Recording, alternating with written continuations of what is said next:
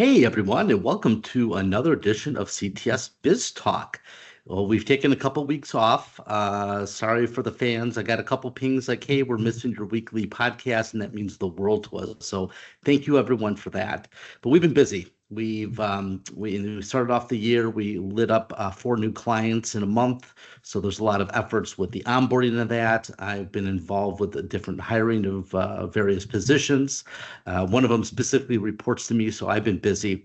So I wanted to take this opportunity to talk about how I've changed my hiring process. So in the past, we've reached out, we've done Indeed, we've done LinkedIn, we've done all various things. This time around, we actually hired a recruitment firm. Didn't work out, but we were able to find a couple decent candidates that we enjoyed talking to that made it to the next steps.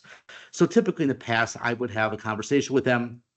I would pass them off to my general manager, maybe my IT service delivery manager, and a couple other people, and we'd get together and we'd probably make a decision. That process usually would take 3 to 4 days. We've completely revamped it because this new position is our business development manager. Very critical role for any organization. So we took a step back. I've been working with another outside consultant like I do, and we really slowed down the process. So that's what I want to talk to you about is my experience from going to within a week of hiring someone to multi-weeks.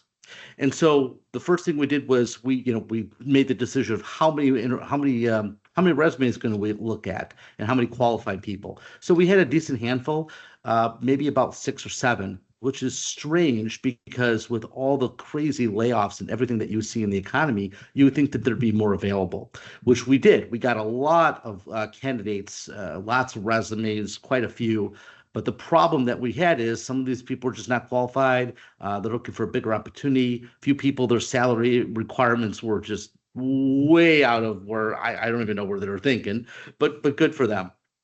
So after we narrowed it down to a small handful, what we did was we basically set up different panels. So I did a very initial interview with the person just to see if he and I were going to connect. Probably took him out for 15, 20 minutes just to see if we gel. If you think about going back to dating in high school and in college, that's what it was like. It was a several dates before we got to see if we would fit together culturally. Obviously they're qualified, they could do the job, but are they going to be a good fit for us? And then also our clients. So that was the biggest thing.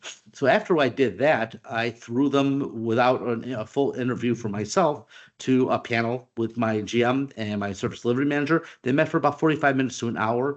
They had all types of questions that was important to how the business development person would relate to them. So for service delivery manager, if they're closing faster deals than we can onboard, that's a problem. So that's the kind of dialogue that they had, which was great.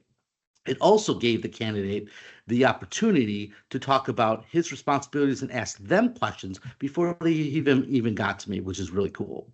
I then had him meet with my outside consultant.